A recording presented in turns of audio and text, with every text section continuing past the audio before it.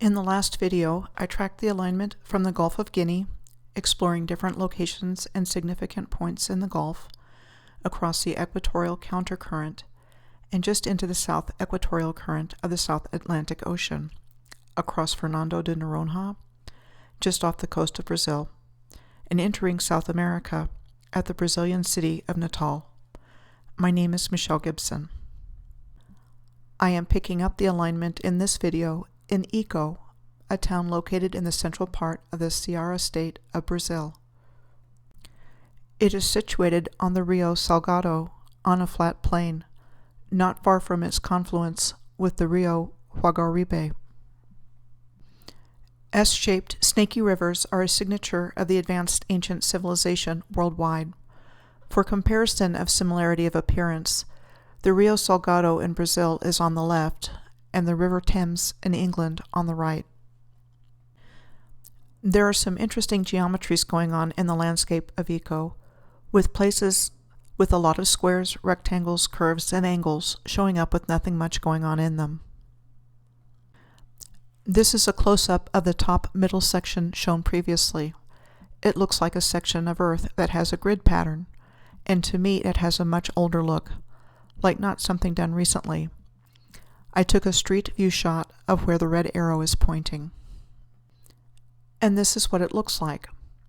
We don't think of infrastructure from an advanced civilization because it is not supposed to exist. So how could it possibly be? If there was, we would know about it, wouldn't we? For another example, I had noticed an earthwork embankment on I-40 near the Geronimo Travel Center in northern Arizona as I traveled east. So I stopped on the way back to see what I could see. This was as close as I could get to it. In my research, I have learned what to look for as signatures of the advanced ancient civilization, and just like snaky S-shaped rivers, geometric earthworks are key. There also appears to be a salt lake here, which has an energy generative function on the grid, as well as the geometric shapes on the lake shore. The geometric shapes of the lake in Arizona look like those of Lake Chapala in Mexico near Guadalajara.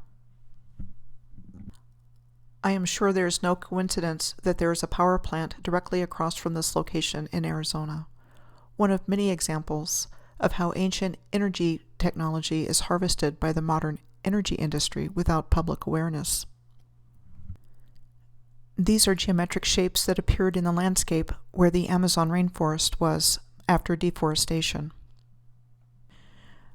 This is the Igreja Senhor do Bonfim in Ico, Brazil on the left, compared with this building in Jalapa in Mexico in the middle, and on the right is the Chapelle de les Alegres in Lloret de Mar, on the Mediterranean coast near Barcelona, Spain. I find the recurring spiral patterns displayed on these three buildings in different countries to be of interest.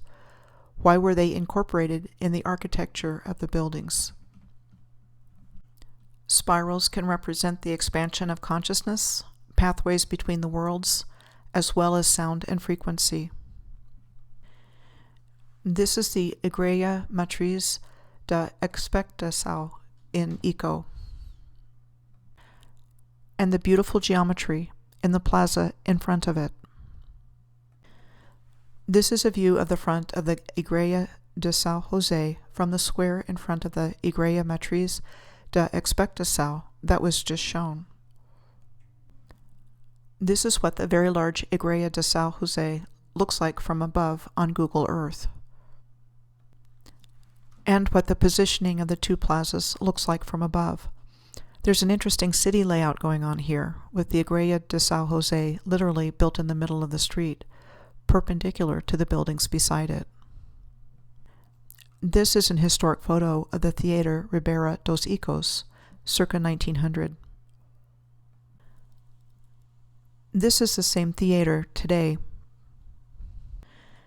Compare the design features of this theater in Brazil on the left with the Temple of Portunus in Rome on the right, noting in particular the use of columns and the gabled roofing. This classical style of architecture is found worldwide. Was it built in emulation of, or was the theater built by exactly the same civilization that built the Roman temple? My belief is that it was the latter, the advanced ancient civilization, that is missing from our collective memory. The next city I'm going to look at on the alignment is Crato, in the southern part of the Ceara State of Brazil. Crato sits on the northeastern edge of the Chapada, or Plateau, do Araripe, on what is called the Crato Formation. The Crato Formation is particularly known for its limestones containing fossils of plants, vertebrates, and invertebrates.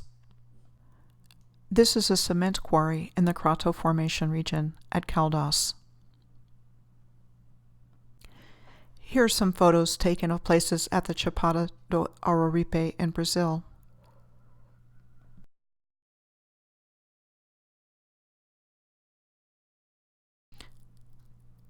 Compared with Sedona, Arizona,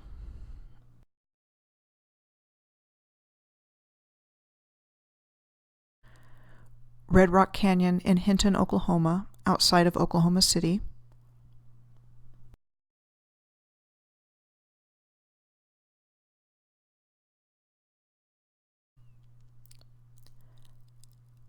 and Petra in Jordan. The Araripe Geopark has one of the most important fossil deposits in Brazil. Declared a UNESCO Global Geopark in 2006, it has 9 geological sites in 6 municipalities of the state of Ceara, including Crato. Here are some sites in the Araripe Geopark.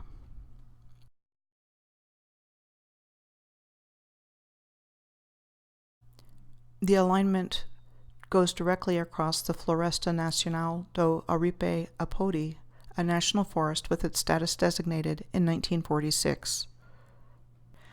The alignment crosses through Taquaruçu, a village in the Tocantins famous for its many waterfalls, natural environment, and as an ecotourism destination, right before you get to Palmas. Palmas is the capital city and geographic center of the state of Tocantins and the geodesic center of central Brazil. It is bordered on the east by the Serra do Lajeado, where we find this land feature in the Parque Estadual do Lajeado, or Lajeado State Park, on the left, compared with Pilot Mountain in North Carolina on the right. Palmas is bordered on the west by the Tocantins River, the central river in Brazil, running from south to north for 1,522 miles, or 2,450 kilometers. The Parque Nacional do Araguaia on the Araguaia River is just a short distance southwest of the city of Palmas, largely on Bananal Island, believed to be the largest inland river island in the world. I'm going to end this video here and pick up the alignment in the next video in Cachimbo, Brazil.